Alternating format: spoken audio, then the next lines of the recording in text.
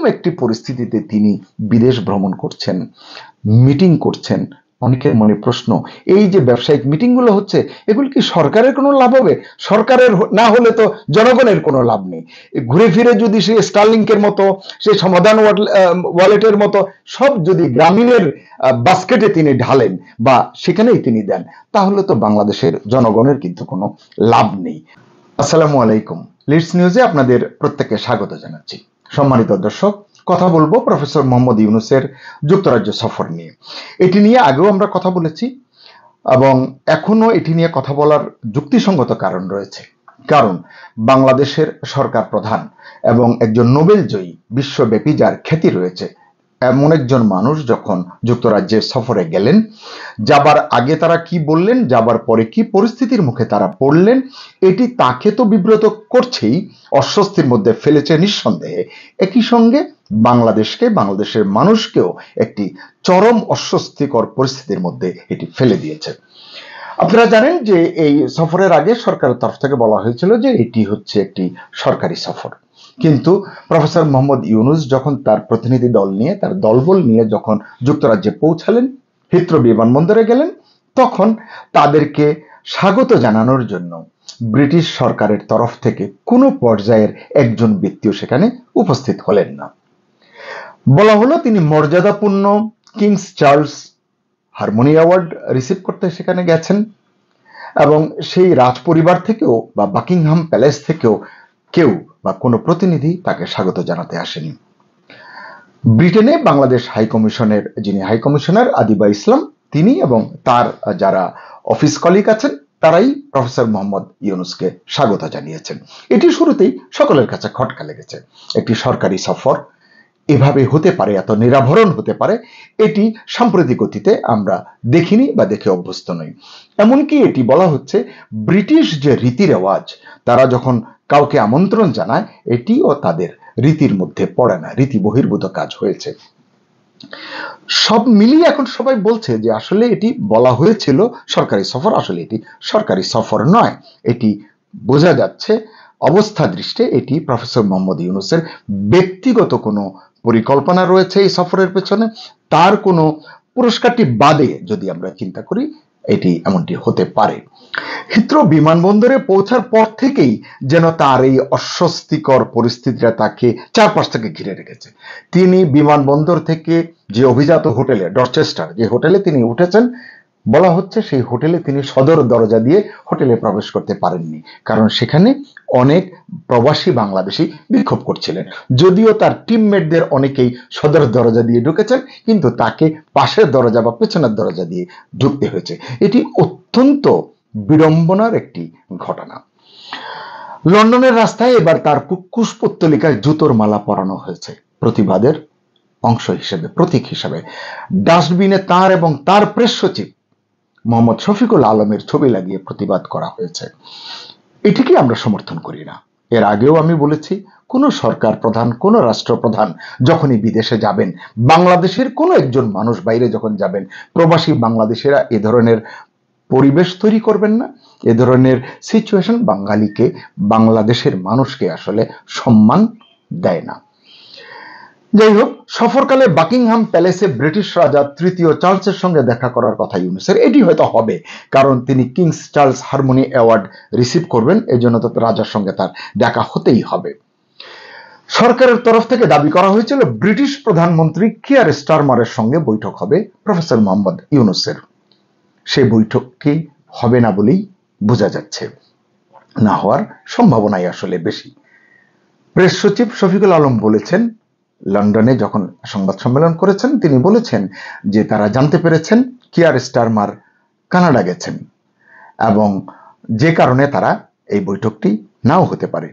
প্রশ্ন হচ্ছে, দেশে থাকতে কিসের ভিত্তিতে তাহলে কিয়ার স্টারমারের সঙ্গে বৈঠক হবে বলে বলা হয়েছিল? কূটনৈতিক যোগাযোগটা কি হয়েছিল? ব্রিটেনে যে বাংলাদেশি হাইকমিশন আছে, তারা কি দায়িত্ব পালন করেছে, কি ভূমিকা রেখেছে? বাংলাদেশের পররাষ্ট্র মন্ত্রণালয় কি ভূমিকা রেখেছে? এই প্রশ্নগুলো কিন্তু সঙ্গত কারণেই আসছে। জানি না প্রফেসর ইউনূস বিষয়গুলোকে কিভাবে নিচ্ছেন, কিভাবে হ্যান্ডেল করছেন।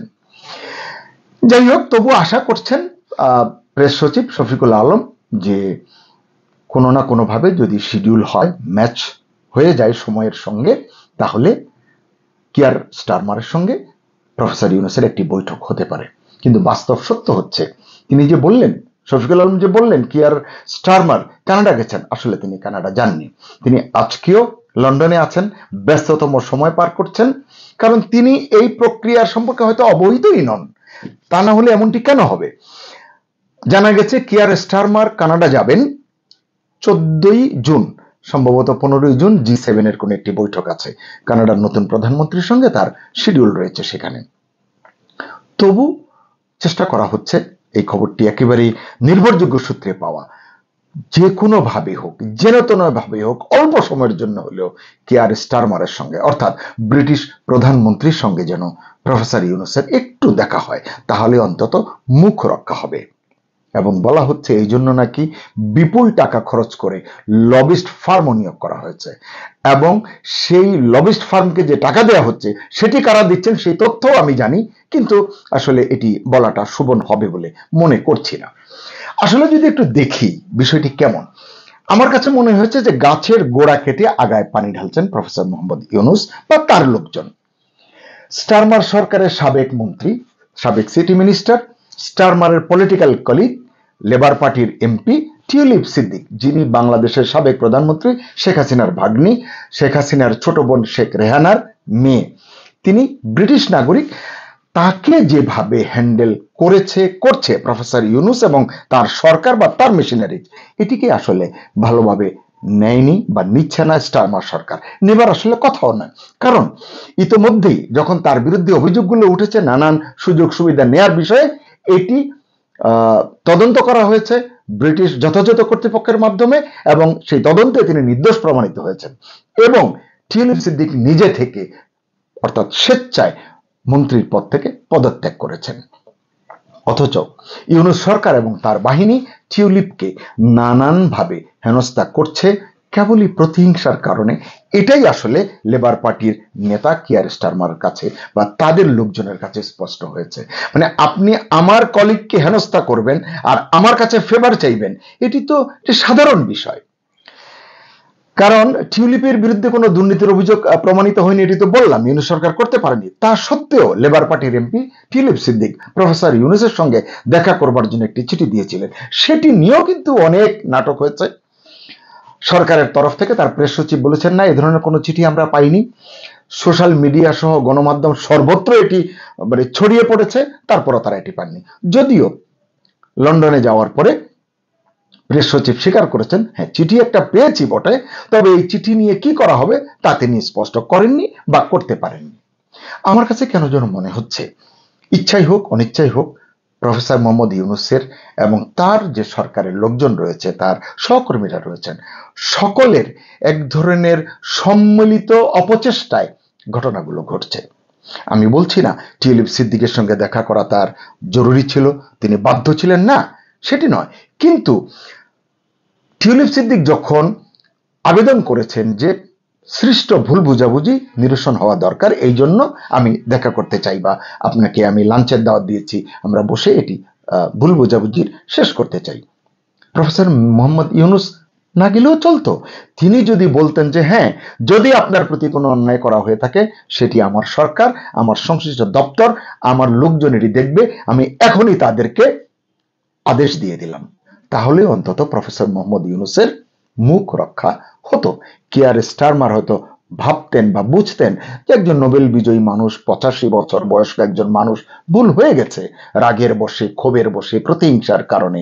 শেখ হাসিনার সঙ্গে যে প্রতিহিংসা, এটি টিউলিপ সিদ্দিকের সঙ্গে দেখানোর তো কোনো কারণ নেই। আমি নিজেও অবাক হয়েছিলাম যেদিন কয়েক মাস আগে প্রফেসর মোহাম্মদ ইউনূস গণমাধ্যমে বলেছিলেন টিউলিপ সিদ্দিকের ক্ষমা চাওয়া উচিত, আরো কি কি যেন বলেছিলেন।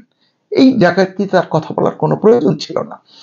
যাই হোক, যেটি বলতে চাই, আসলে ছোট হয়ে আসছে প্রফেসর মোহাম্মদ ইউনূসের দুনিয়া, তার পৃথিবী। কেন বললাম? নোবেল বিজয়ী হিসেবে তিনি দেশের ভেতরে তো বটে, বিশ্বের সকল দেশেই সম্মান পেয়েছেন, সম্মানিত একজন মানুষ, গ্লোবাল সেলিব্রিটি বলি আমরা তাকে, একজন বিশ্ববরেণ্য মানুষ, একজন অর্থনীতিবিদ, দারিদ্র বিমোচনের জনক তিনি, সামাজিক ব্যবসার রূপকার তিনি, অনেক বিশেষণ রয়েছে তার।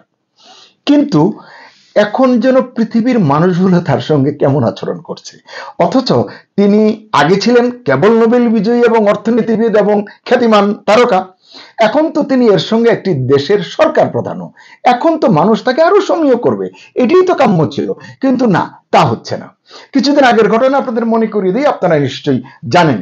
জাতিসংঘের তৃতীয় ওশেন কনফারেন্সে যোগদানের জন্য প্রফেসর ইউনুসকে আমন্ত্রণ জানিয়েছিলেন ফরাসি প্রেসিডেন্ট ইমানুয়েল ম্যাক্রো। তখন প্রফেসর ইউনুসের তরফ থেকে আবেদন জানানো হলো, অনুরোধ করা হলো যে এই সময়ে একটি দ্বিপাক্ষিক বৈঠক যেন ম্যাক্রোর সঙ্গে তিনি করতে পারেন, তাতে তিনি বাংলাদেশের সুযোগ সুবিধা, ব্যবসা বাণিজ্য বিভিন্ন বিষয় নিয়ে কথা বলবেন।